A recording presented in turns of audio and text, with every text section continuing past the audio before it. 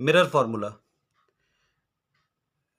Class 10th में basically mirror formula directly पूछ लेते हैं, बट क्लास 12th में सीबीएसई जो है वो थोड़ा सा लैंग्वेज घुमाती है और किस तरीके से पूछती है कि drive a relationship between focal length, object distance and image distance. तो थोड़ा सा क्लास 12th में स्टैंडर्ड बढ़ जाता है, तो उसमें सीबीएसई जो लैंग्वेज को थोड़ा सा क्या नाम है टिपिकल कर देती है डायरेक्ट पूछने के बजाय। बट क्लास 10th में कोई दिक्कत नहीं, क्लास 10th में हम जो है वो डायरेक्टली आपके पास सीबीएसई मिरर फार्मूला के नाम से ही पूछेगी। बट फिर भी मैंने इसमें लिख दिया है relationship between focal length, object distance and image distance, जो कि फॉर्मूला आपको क्या याद रखना है, mirror formula 1/f = 1/v + 1/u। ध्यान रहे मिरर फार्मूले में यहाँ पर प्लस आता है बीच में, ठीक है ना, इस जगह पर, और लेंस फार्मूले में यहाँ पर माइनस आएगा। तो वो भी आपके पास रिलेशनशिप ही है between focal length, object distance and image distance में। यहाँ पर एफ क्या है, फोकल लेंथ है आपके पास, जो मैंने आपको डायग्राम में बताया था। फोकल लेंथ क्या होती है, पोल से लेकर फोकस तक की डिस्टेंस। और यू आपके पास क्या है, ऑब्जेक्ट डिस्टेंस है, ठीक है, और वी आपके पास इमेज डिस्टेंस है। अब इसको एक डायग्राम से भी हम देख सकते हैं।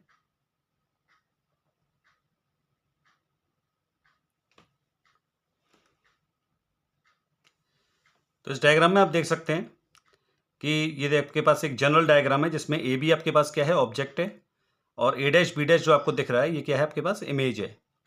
एफ फोकस है, सी आपके पास सेंटर ऑफ कर्वेचर है। तो पोल से लेकर फोकस तक की डिस्टेंस को हम स्मॉल एफ से डिनोट करते हैं, जिसे फोकल लेंथ कहते हैं। और पोल से लेकर इमेज तक की डिस्टेंस, ए डैश बी डैश क्या है, इमेज है। तो पोल से लेकर इमेज तक की डिस्टेंस को हम स्मॉल वी से डिनोट करते हैं। एंड ए बी क्या है, ऑब्जेक्ट है, तो पोल से लेकर ऑब्जेक्ट तक की डिस्टेंस को हम स्मॉल यू से डिनोट करते हैं, ठीक है। तो एफ क्या है, फोकल लेंथ है, यू आपके पास ऑब्जेक्ट डिस्टेंस, और वी क्या है आपके पास, इमेज डिस्टेंस। तो ये रिलेशनशिप हो जाता है focal length, object distance and image distance के बीच में।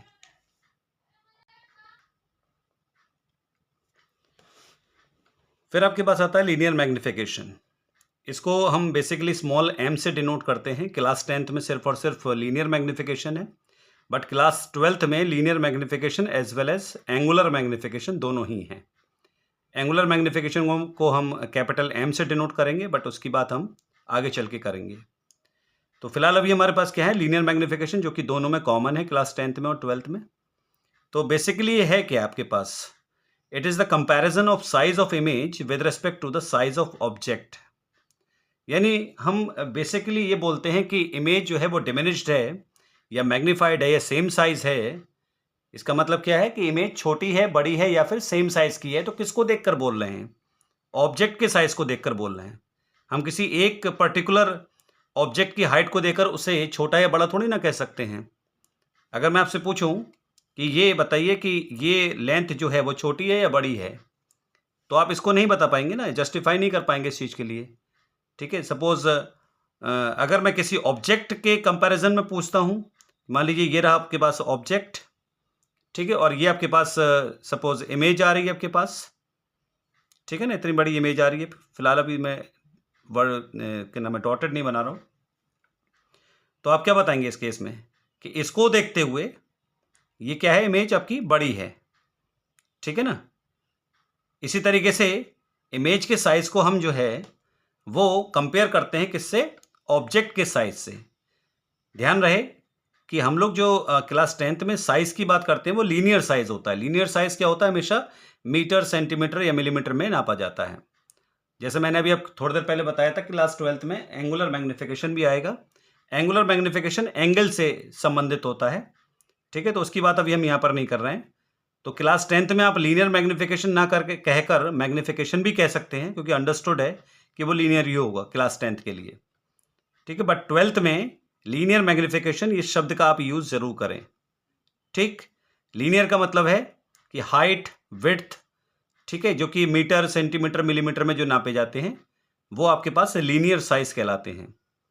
तो यहां पर देखिए, mathematically it is defined as the ratio of linear size of image to linear size of object.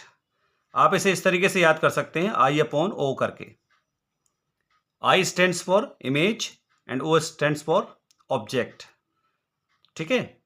तो इसमें क्या आएगा आपके पास, लीनियर साइज ऑफ इमेज, यानी इमेज ऊपर आएगी और ऑब्जेक्ट नीचे आएगा। तो linear size of image divided by linear size of object, और ये बराबर होता है -v/u के, राइट। तो ये आपके पास ऐसे ही लीनियर मैग्निफिकेशन का फॉर्मूला लेंस में भी आएगा।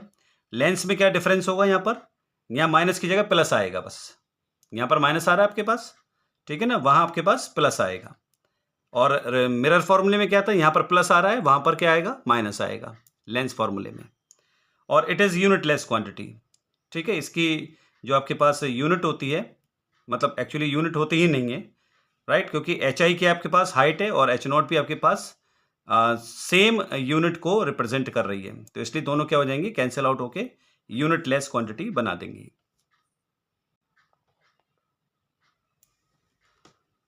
अदर फॉर्मूले क्या हैं लीनियर मैग्निफिकेशन के लिए, ये आप डायरेक्ट फॉर्मूला यूज कर सकते हैं, f-v/f। अगर आपको फोकल लेंथ गिवन है और इमेज डिस्टेंस गिवन है तो आप लीनियर मैग्निफिकेशन डायरेक्टली फाइंड कर सकते हैं। और अगर फोकल लेंथ और ऑब्जेक्ट डिस्टेंस गिवन है u, तो उस केस में आप m इस वाले फॉर्मूले से डायरेक्टली फाइंड कर सकते हैं। क्लास 10th में स्टूडेंट्स डेरिवेशंस नहीं हैं, इसलिए डायरेक्ट फॉर्मूलों का यूज़ है। इन्हीं फॉर्मूलों को हम लोग जो है क्लास 12th में डिराइव करते हैं। और मिरर के केस में हमने जो चीज़ पढ़ी हुई है कि फोकल लेंथ और रेडियस ऑफ कर्वेचर में क्या रिलेशन होता है आपके पास, कि f इक्वल्स टू कितना होता है, r/2। तो ये भी आपको डायरेक्ट ही पढ़ना है क्लास 10th के स्टूडेंट्स को, बट क्लास 12th में इसका भी डेरिवेशन है छोटा सा, इसको ये रिलेशन जो है वो ड्राइव करवाया गया है। तो मैं आगे के वीडियोज़ में वो क्या नाम है, डेरिवेशन जो है वो आपको लेकर आऊँगा, ठीक है। बट फिलहाल अभी क्लास 10th और 12th के जो कॉमन स्टूडेंट्स हैं वो इस चीज़ को याद रखें कि फोकल लेंथ और रेडियस ऑफ कर्वेचर में क्या रिलेशन होता है, कि फोकल लेंथ और रेडियस ऑफ कर्वेचर की आधी होती है, ठीक। इसके बाद कुछ इंपॉर्टेंट नोट्स हैं आपके पास कि कॉनकेव मिरर, देखिए कॉनकेव लेंस हो चाहे कॉनकेव मिरर हो, दोनों की ही फोकल लेंथ हमेशा क्या रहेगी, नेगेटिव रहेगी। ये साइन कन्वेंशन है, राइट। और क्यों रहेगी ये भी मैंने आपको बताया हुआ था डायग्राम में, कि इसका जो फोकस है कॉनकेव का वो किधर लाई करता है, लेफ्ट साइड में, और लेफ्ट साइड में जो साइन कन्वेंशन के हिसाब से हम क्या लेते हैं, नेगेटिव लेते हैं, ठीक। कॉन्वेक्स का जो फोकस है वो किधर लाई करता है, राइट साइड में, इसलिए इसकी फोकल लेंथ क्या ली जाएगी, पॉजिटिव ली जाएगी।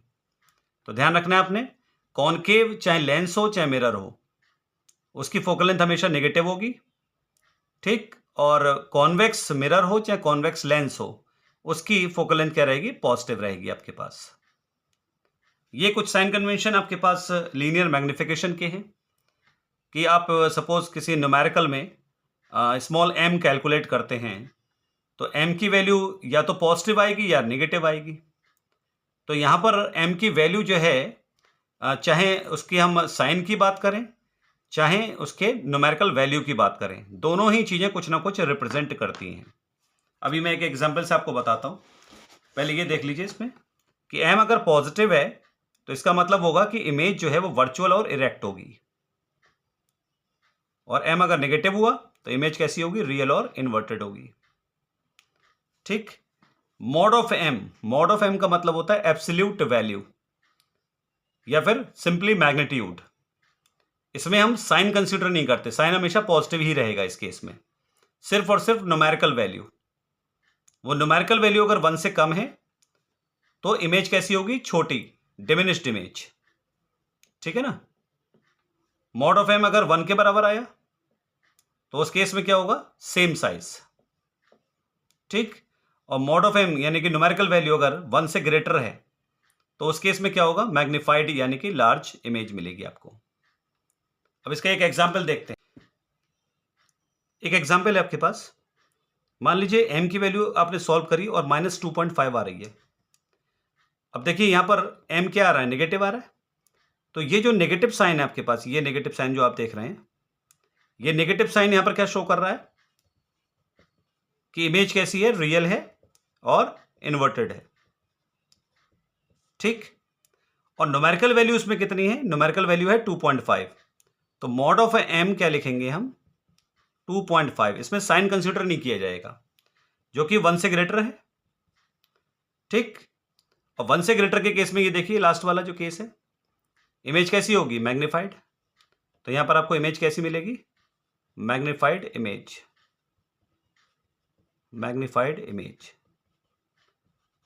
ठीक।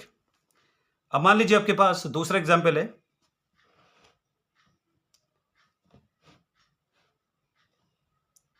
कि लेट m इक्वल्स टू आ रहा है आपके पास प्लस 0.67। तो m अगर 0.67 है, प्लस है, तो प्लस का मतलब क्या हुआ? Virtual and erect. इमेज कैसी है? वर्चुअल एंड इरेक्ट है। ठीक है। और न्यूमेरिकल वैल्यू कितनी है? 0.67। तो क्या लिखेंगे? Mod of m equals to 0.67, जो कि क्या है? 1 से कम। तो 1 से कम में क्या होगा? 1 से कम में डिमिनिश्ड इमेज। तो डिमिनिश्ड इमेज आपको मिलेगी इसमें। ठीक है स्टूडेंट्स, तो ये आपके पास क्या थे? लेंस फॉर्मूला और लीनियर मैग्निफिकेशन के केसेस, जो आप लोगों ने ध्यान रखने हैं। न्यूमेरिकल्स में बहुत ज़्यादा यूज होंगे इसमें।